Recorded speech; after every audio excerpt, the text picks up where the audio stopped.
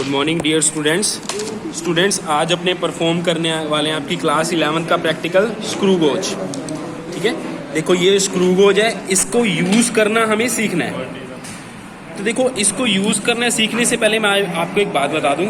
देखो जो हम लेंथ मेज़रमेंट करते हैं, आपको पता है कि हम स्केल से लेंथ वगैरह मेज़र कर सकते हैं, लेकिन कभी कभी क्या होता है कोई डिस्टेंस या लेंथ या रेडियस डायमीटर बहुत छोटा होता है, जिनको अपने क्या करते हैं अपने ये जो स्केल होता है नॉर्मल स्केल जो अपने यूज़ करते हैं उससे एक्यूरेटली मेज़र नहीं कर सकते। तो अगर हमें अपनी एक्यूरेसी इंक्रीज़ करनी है मेज़रमेंट की, तो हम इस टाइप की डिवाइसेस यूज़ करते हैं, जैसे ये स्क्रू गोज हो गया, आपका सेकंड प्रैक्टिकल होगा वर्नियर स्केल, वो हो गया। ठीक है, तो इसको यूज़ करने से पहले आपको इस डिवाइस को समझना पड़ेगा कि ये है क्या। अगर मैं इसको ओपन करूं तो ध्यान से आप देखोगे इसके अंदर देखो दो स्केल हैं, ध्यान से देखो तो दो स्केल हैं। एक स्केल नीचे बना हुआ है और दूसरा ये देखो छोटा छोटा, अगर बारीकी से आप देखो तो ये ऊपर बना हुआ है। ठीक है, ये जो ऊपर स्केल बना हुआ है इसको अपने बोलते हैं सर्कुलर स्केल, एंड जो ये नीचे बना हुआ है इसको अपने बोलते हैं मेन स्केल। तो इसके अंदर दो स्केल्स होते हैं, इन दोनों की हेल्प से ही हम क्या करते हैं रीडिंग्स नोट करते हैं। वो मैं आपको नोट करके दिखाऊंगा।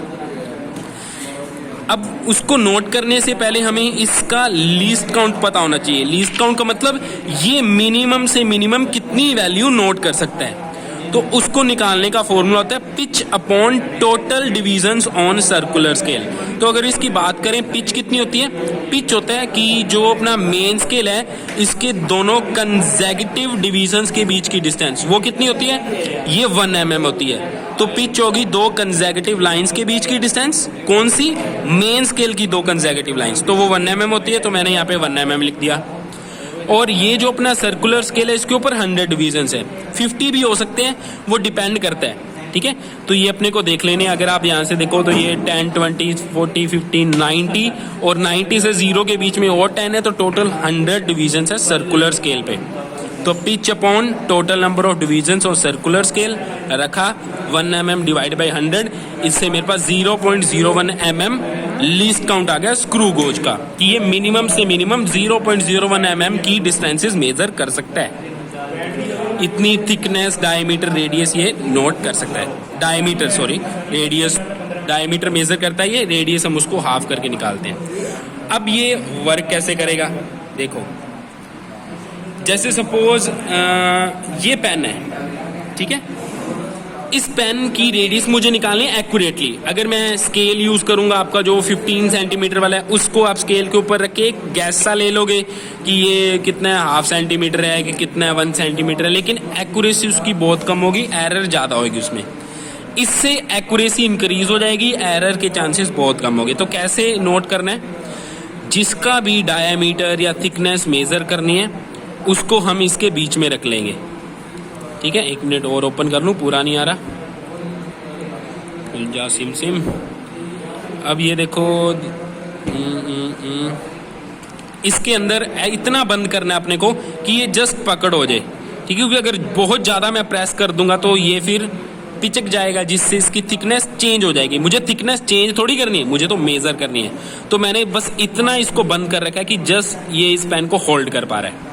अब इसकी रीडिंग कैसे मेज़र करेंगे, तो सबसे पहले मेन स्केल की रीडिंग अपने को नोट करनी है, बिल्कुल परपेंडिकुलरली देखना है। तो अगर आप देखोगे तो आपको कितने डिवीजन दिख रहे हैं, 1 2 3 4 5 6 7 8 9। तो ये 9 मेरी रीडिंग होगी मेन स्केल की। तो ये रीडिंग मैं यहाँ पे नोट कर लूँगा। ठीक है, पेन निकाल लेते हैं, आराम से निकाल लिया। तो ये मेरी मेन स्केल की रीडिंग कितनी होगी, 9 mm, जो अभी मैंने देखी है डिवीजन, क्योंकि काउंट करी मैंने।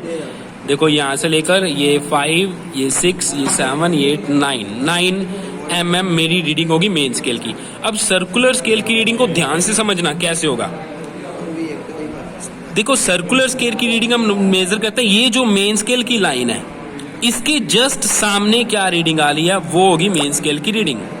अगर इसको मैं बिल्कुल ध्यान से देखूं तो ये 30 से लेकर ये 40 की लाइन है, 40 से एक लाइन कम है, शायद आपको क्लियरली विजिबल नहीं हो पा रहा होगा, लेकिन हाँ ये 40 तो दिख रहा है ना, ये 40 यहाँ से है, 40 से देखो एक डिवीजन कम है, तो 39 मेरी सर्कुलर स्केल की रीडिंग आ रही है। और सर्कुलर स्केल में अपने क्या करना है, लीस्ट काउंट का मल्टीप्लाई कर देना है। जो लीस्ट काउंट का था वो था 0.01, तो ये बन गया मेरा 0.39 mm।